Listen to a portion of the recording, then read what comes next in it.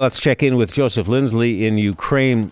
Joe, I was reading the New York Times story about Ukraine females serving in the army, 43,000 women now in the military there. And that's an increase of about 40% since 2021, the year before Russia's full-scale invasion. Kind of reminds me of what's happening in Israel with women serving there. What's happening in Ukraine today, Joe?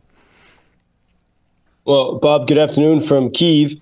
And, actually in Israel, all citizens, except for Muslim citizens, all citizens are required to have military service, men and women. And that can, it takes many different forms. In Ukraine, women are not required, but that shows you how dedicated they are to defending their nation. And of course, it's not only the women in the military, fighting at the front lines. Many are working as medics, many, they work as some of the key volunteers, even though they could leave and they could go live on a beach in Portugal and forget about this. In fact, I know many Ukrainian women who did leave in the first few months of the full-scale invasion in 2022, and they were so miserable abroad. They've come back, even to places like Kyiv that can still be hit without any notice by the Russians. So that is another extraordinary part of the story. And something else extraordinary is happening here in Ukraine. And I think the world is not only missing what's happening right now, but believing the opposite. And here in Kyiv, last night it snowed, the first snow of the year, and in many parts of Ukraine. There was, with all the news we've heard about Russia's expected infrastructure attacks, you might think that people would be panicking, running to the stores to buy bread and things. And people were happy in the snow and embracing it and smiling. Meanwhile, this morning, there were explosions in the Black Sea. Explosions could be seen off the coast of Odessa. And we had further explosions in the Russian-occupied Crimean Peninsula. And these things underscore this extraordinary thing that's happening. It's been now almost 60 days since a major Russian nationwide missile attack upon Ukraine. Places like Lviv in the far west of Ukraine have not had a missile attack since July, so some 4 months. There have been plenty of drone attacks. In fact, last night, through the night, Russian drones were flying throughout Ukraine. So that continues to happen. But when it comes to these major nationwide missile attacks, there's a noticeable decline. And Ukrainians, especially in the past week, have been more, we can say, vocal in talking about this. And yesterday, President Zelensky, I said, I'll preface it by saying, I've mentioned a few times that Ukraine's Navy is very small and almost non-existent. And that's true if you think of Navy in the traditional sense. But President Zelensky said yesterday that for the first time in the world, there's a fleet of maritime drones operating in the Black Sea, and that is the Ukrainian Navy. And so I think, we see these extraordinary. In fact, Zelensky further, he said, we have managed to seize the initiative from Russia in the Black Sea, and we have created such security conditions that force the aggressor to flee to the eastern part of the water area, the eastern part of the sea, and to hide their warships. So this is real. I mean, again, when we hear the word counteroffensive, everyone expected that only to be on land. When we hear the idea that there's no Ukrainian Navy, we have to think more creatively, which is what Ukrainians have been doing. And what has happened in the Black Sea, I think is well, and more and more people are realizing is nothing short of extraordinary. And so this is the time when the war can be won or lost, and it can be won by doubling down, getting Ukraine the long-range weapons they need to make definitive strikes upon Russia before Russia has time to further resupply or rebuild. Or it can be lost by ignoring these successes and sort of succumbing to the wild propaganda. And in fact, today the Prime Minister of Hungary, Viktor Orban, who's an ally of Putin, he says, it's time to face the music. The front line has frozen and this strategy has failed. We need a plan B. We need ceasefire and peace talks. And this is from Viktor Orban, the leader of Hungary. And this precisely misses the reality that Russia, their logistics are weakened and they're unable to attack Ukraine in a major way. And even if, I think part of the reluctance of Ukrainians to talk about this like, even as I say this to you right now, Bob, and to the audience, of course, at any moment, these attacks could start again. And there are some indications that, for example, that the Russians have stockpiled some 800 missiles to barrage Ukraine in a very intense way.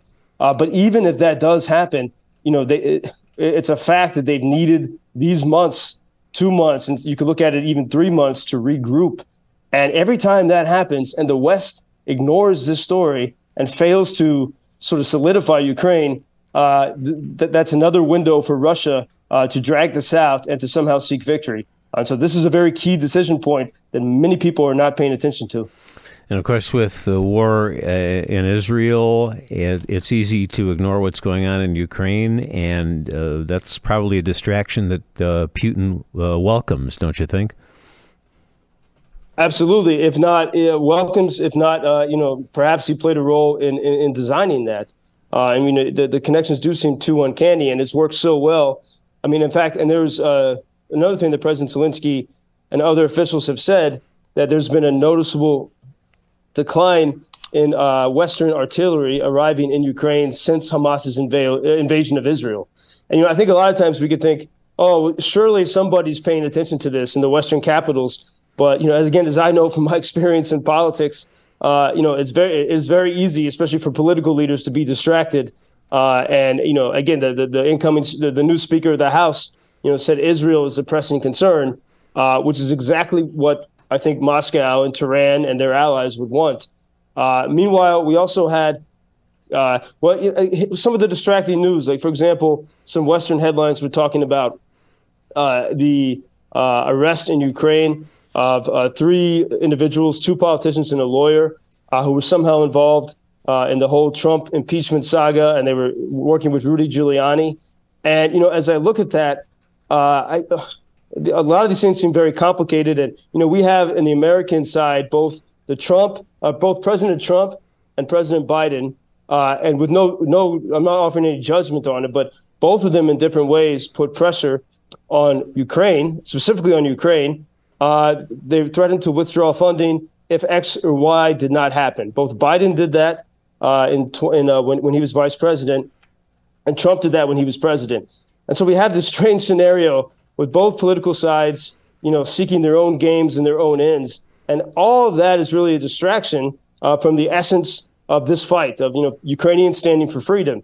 That's what they stood for in 2014. That's why the women are going to the front. That's why people are giving their lives, and they continue to raise their families here. This is their homeland, the capital of freedom in their minds. And one powerful example of politicians sort of putting away their other disagreements to stand for freedom happened the other day when Lord Cameron, David Cameron, the new foreign secretary of the United Kingdom, he came to Kyiv as his first day on the job. He came to Kyiv and he met with President Zelensky, and he said, I thought this was pretty extraordinary. David Cameron, former prime minister of the United Kingdom, he said, I've had some disagreements with Boris Johnson. I mean, really, they were very much the opposite in many ways. And David Cameron said, I've had some disagreements with Boris Johnson, but his support for you, he said to President Zelensky and to all of Ukraine, Boris Johnson's support for you was the finest thing he and his government did. And I thought that was an extraordinary, sort of, despite their political sort of hatred for each other, recognizing that this is a moment when left and right and people of different views, Brexit or Remain, need to come together to stand for the real ideal and reality of freedom. Glad we can get the facts from you, Joseph. Hope you have a peaceful weekend, and we'll talk to you Monday morning. Thank you for introducing Ukraine on your social media pages. That's very important that much more people can get more information about the situation here and how everybody can help Ukraine to stay stronger and to save all the world. Что сказал? Well, which side are you on? На чьей ты стороне? Come on now. Oh, which side are you on? На чьей ты стороне?